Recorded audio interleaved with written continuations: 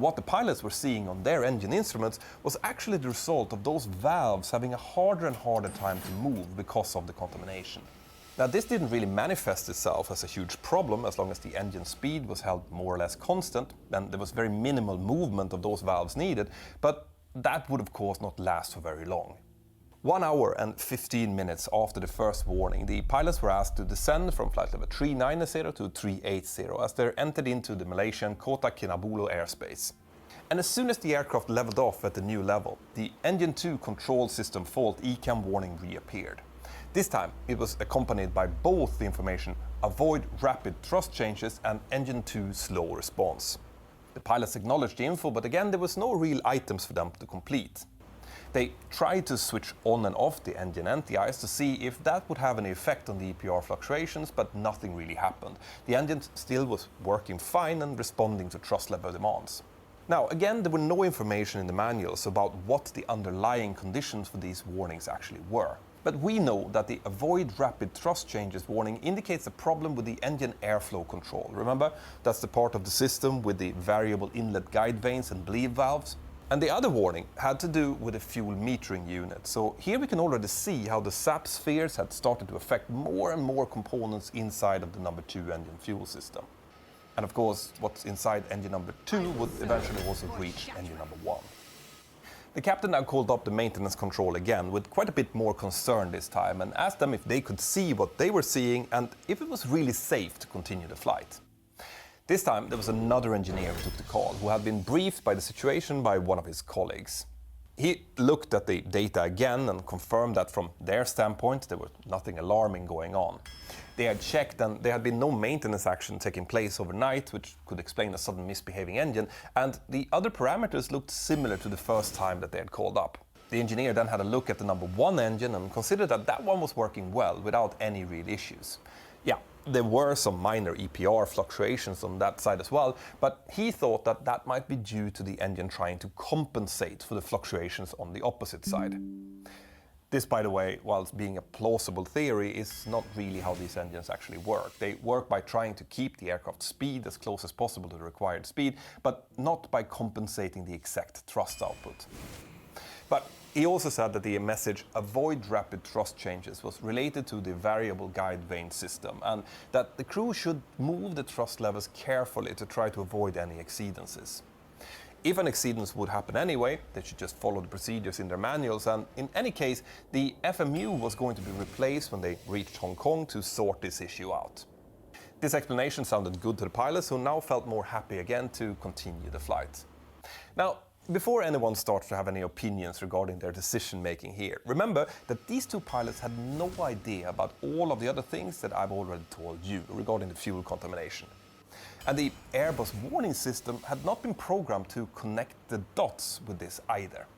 In the pilot's eyes, they had had some minor fluctuations on mainly 1 engine, which had caused 2 different warnings, which didn't have any action items connected to them, and all of this was being monitored by their maintenance control remotely, and they had deemed it safe. Now, I would have likely taken exactly the same decision as these 2 pilots did if I was in their shoes, and that's also what the final report ultimately said.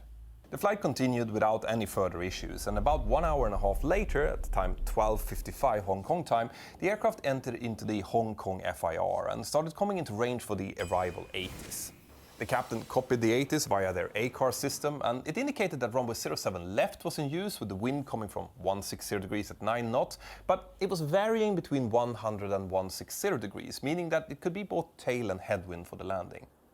The visibility was more than 10 kilometers with few clouds at 600 feet and scattered clouds at 1800 feet, temperature 29 degrees, dew point 24 and a QNH pressure setting of 1013 hectopascals. But there was also a SPECI report added to the 80s, advising of significant wind shear forecasted for both runways due to the varying winds.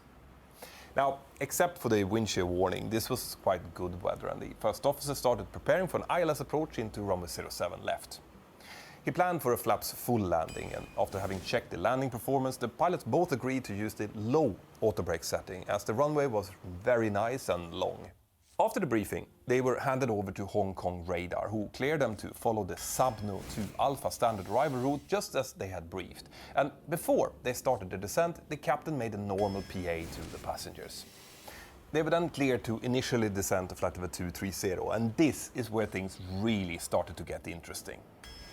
At time 13:19, as they were descending, the pilots heard a light popping sound, followed by a smell in the cockpit of ozone and something burning. This was then almost immediately followed by an ECAM warning saying engine number 1 control system fault and engine 2 stall. This was not good news. The captain started actioning the ECAM actions associated with the engine stall, which included reducing the thrust back to idle on engine number 2. This effectively meant that they now only had engine number 1 available to them, which was now starting to show the exact same ECAM warnings that engine number 2 had previously shown. This was including engine number 1 slow response and avoid rapid thrust changes. The SAP spheres had now also reached the inner part of that engine. The captain moved the number 1 thrust lever forward into the max continuous thrust detent in accordance with the single engine procedures, but the engine responded only by increasing the thrust up to about 57% N1 before dropping back again to 37%, which was close to idle. The pilots now knew that they were dealing with something far more serious than they had previously thought. The captain pushed the transmit button on his radio and called, "Hong Kong Cathay 780, Pan Pan Pan Pan Pan Pan. We're operating engine 2 on idle thrust but otherwise normal procedures. We would like to request an elevated response level." A PAN call is an urgency call, which means that an aircraft is dealing with something unusual and might require priority, but that there is no immediate risk to the lives of the people on board or the safety of the aircraft. The air traffic controller acknowledged the PAN call and decided to notify the airport's fire and rescue services to make them ready in a state known as local standby. This would have them deployed and ready if something would happen after landing. Since the pilots realized that they were now going to effectively have to fly the approach on only one engine, the procedure stipulated that the captain should fly the approach. So the captain rebriefed the approach according to the single engine profile, meaning flaps 3 instead of flaps full, and made sure that everything else was correctly programmed into the flight management computer. He then asked air traffic control if they could get priority, which was immediately approved, and then they were cleared towards a waypoint called Limes, which forms part of the transition into the ILS for runway 07 left. They started turning towards that waypoint, but before he took over controls, the captain also contacted the in-flight service manager and explained the situation to her. He asked her to please start preparing the cabin for landing and to have a look out on the right-hand side engine to see if she could see something unusual and report back if she did. The service manager read this back and then hung up the handset, and as she was started to walk down back through the aircraft, the captain made a PA to the cabin crew to start preparing for landing. So far, this was handled in an excellent manner by the whole crew, with all parties involved, informed and participating. It was really nice to see. The aircraft was now given continuous descent clearances, and with the captain now in control, things were about to take a further turn for the worse. At time 13:30, when they were about 45 miles away from the runway, the aircraft needed to momentarily level off at 8,000 feet. This meant that the captain had to add thrust on engine number 1, but when he did so, the ECAM message engine 1 stall appeared. And that meant that their only remaining engine was now starting to have some real problems. The pilots completed the ECAM actions, which included reducing the thrust to idle on that engine as well, meaning that now both engines were in idle. And when the captain tried the engines by disconnecting the outer throttle and moving one of the thrust levers forward slowly, one at a time, there was no response from either of them. Instead, the ECAM message engine 1 stall just came back again. This was really bad. The aircraft was at 8,000 feet with a speed of around 295 knots at this point, with 45 nautical miles to go. A general rule is that an aircraft will glide about 3 times its height in nautical miles, plus maybe 1 mile per 10 knots above its stall speed. So that would mean 8 times 3, 24, plus maybe another 12 if they were lucky. That's around 36 miles, which was clearly not enough. With that in mind, the crew now elected to make a mayday call, notifying air traffic control that they were experiencing a double engine stall situation. They were immediately cleared to descend to 3,000 feet, but could not yet start to turn visually for the airport as they were still inside clouds at this point. Knowing that the flight directors were giving him instructions based on the assumption that both engines were still working, the captain now asked for the flight directors to be turned off, and he also disconnected the autopilot and started flying the aircraft completely manually. Now, the reasoning behind taking away the automatics at this point will be left up to the captain to explain, but sometimes when you're dealing with an aircraft that is not behaving as it should, flying it manually might give a better overall technical situation awareness and a better feel for the aircraft. In any case, the first thing he did after disconnecting was to pitch up slightly and start climbing, which had the double effect of gaining him some altitude, which is glide distance, and reducing the speed back towards the green dot speed, which is the best speed for single engine operation, in this case around 202 knots. Both of these factors would help the aircraft reach as far as possible if they couldn't get at least one of the engines back working for them. Whilst the captain was doing this, the first officer started the auxiliary power unit, the APU, and he switched both engine start selectors to ignite. This would provide continuous starter ignition inside the engines to counteract any potential flameout. The aircraft now finally broke through the clouds, meaning that the pilots could actually see the airport. The captain tried to slowly move the thrust levers up from the idle position one at a time again, but initially there was still no response from any of them. But after a few tries, engine number 1 finally responded and started increasing to an N1 around 74%, with the thrust levers in the climb detent. This was of course a little bit less than it should be giving with the thrust lever in that position, but it was more than enough to keep the aircraft flying and even accelerating a bit. Engine number 2 never responded and remained at an N1 of 17%, which is less than idle, meaning that it had essentially failed.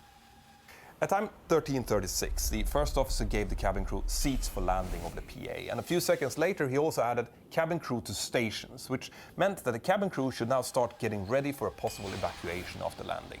The cabin crew immediately reacted and called up the cockpit and advised them that they were now fully ready for landing. The captain was now visually maneuvering towards the runway, and the tower advised him that he was cleared for a visual approach and that he could choose between runway 07 left or right, whichever he preferred. As this was going on, there were several more ECAM messages displayed, which kept displaying over the next few minutes, none of them relevant to the engine problems that they were facing, so they were quickly disregarded. Instead, the first officer asked the captain if he should try to action the QRH action items for an all-engine flameout fuel remaining on engine number 2 to see if that could maybe get it back up running. The captain agreed to try, so the first officer deployed the ram air turbine, RAT, he selected the APU bleed air switch to on and cycled the number 2 master switch to off and then on again, but to no avail, the engine remained below idle. Now, using that checklist did not form part of any stipulated procedure for this particular situation that they found themselves in, but it certainly made sense and could have, if the fault was of a different nature, solved the problem. This type of thinking outside of the box actions are all hallmarks of great technical knowledge and airmanship under a very stressful condition. After that, the captain now wanted to start preparing the aircraft for landing, so at time 13:42 he asked for flaps config 1 to be selected. The aircraft was at this point at 5,600 feet with a speed of 219 knots, about 9 miles away from the airport. That's pretty high, but very understandable given that the captain knew that he could lose the remaining engine at any point and he wanted to have the option to continue to glide in. But he now wanted to start decelerating, so he moved the number 1 thrust lever back to idle detent, but here came the next problem. The engine did not respond. Instead, it continued to deliver around 74% of thrust, meaning that from the altitude that the aircraft now was, and with that kind of thrust, they were way too high and had way too much energy to complete the stabilized approach. But the captain knew that he had no choice. There was no telling how long he would have that remaining engine working, so he just had to get this aircraft down. He decided to continue flying through the extended scent line to give himself some more track miles and then re-establish on the final from the north instead. At the same time, the captain also took up the PA mic and made a short PA to the passengers, telling them that they were experiencing some problems with their engines, which was causing the vibrations that they could all feel, and he also told them to remain seated and listen carefully to the commands of the cabin crew. Now, he could have let the first officer make this PA, but the truth is that during actual emergencies, it's important for both the passengers and the crew to hear the captain's voice and for him to reaffirm the authority of the cabin crew. Again, a really stellar performance. As the aircraft re-established itself on the center line, it was still at 5,200 feet, 8 nautical miles away from touchdown, and now with a speed of 234 knots, which was just way too high. The captain extended the speed brakes and the landing gear to try and increase the drag as he pitched the nose down towards the runway, and this helped a little bit, but not enough to keep the speed below the maximum speed for flaps 1, which was 240 knots. This caused an overspeed warning to start sounding in the cockpit, and this happened at the same time as the pilots were going through the landing checklist. Hong Kong Tower now cleared the aircraft to land runway 07 left and gave them the surface wind of 150 degrees at 13 knots, meaning a moderate crosswind from the right.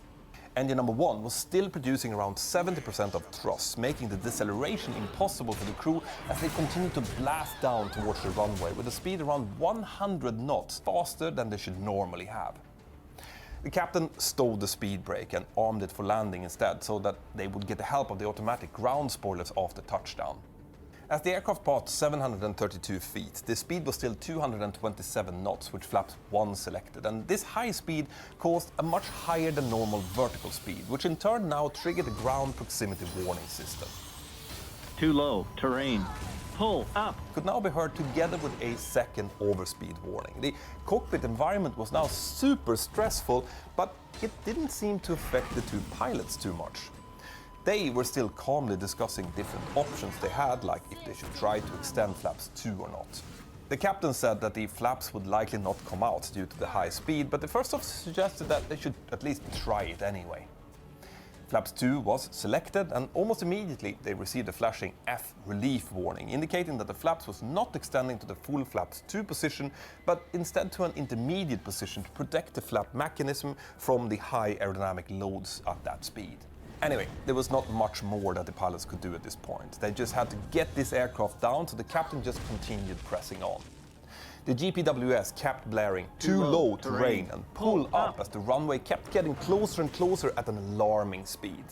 At time 13:43, the Airbus A330 touched down on runway 07 left about 680 meters in on the runway with a speed of 231 knots, almost double the normal touchdown speed. The right main wheel touched down first, but because of the speed it had and the right crosswind, it immediately bounced up again, causing a slight bank to the left.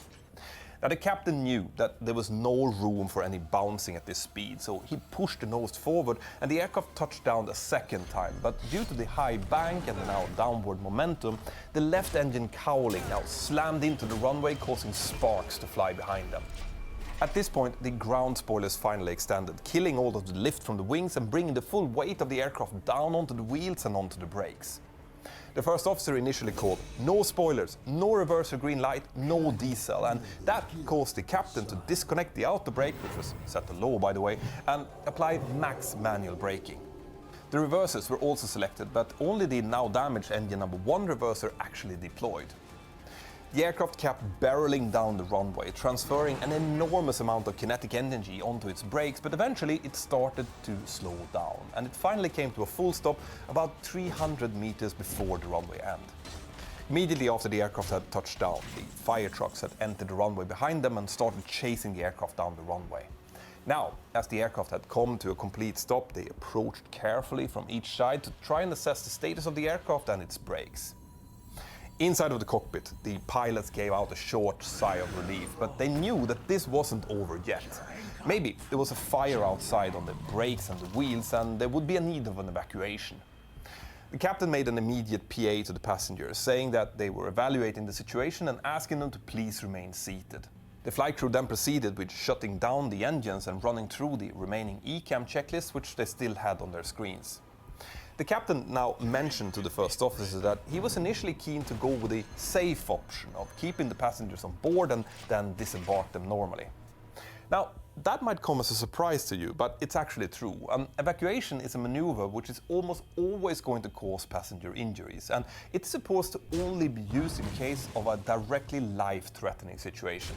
The tower directed the captain to get into contact with the fire leader on frequency 121.9, and whilst he did so, both pilots watched how the brake temperature indicator kept rising towards 1000 degrees centigrade. As a precaution when they saw this, they now started doing the evacuation checklist down to the actual evacuation command, just to have everything prepared in case it would be needed. and it soon would be. The fire leader informed the pilots that he could see smoke and fire coming off the brakes and that they were now spraying water on them to try to cool them down. The captain asked him to confirm that he could actually see fire, and when the fire chief did so, the captain elected to initiate the evacuation, which I completely understand, because it's really hard to foresee how any type of fire might develop. So without any more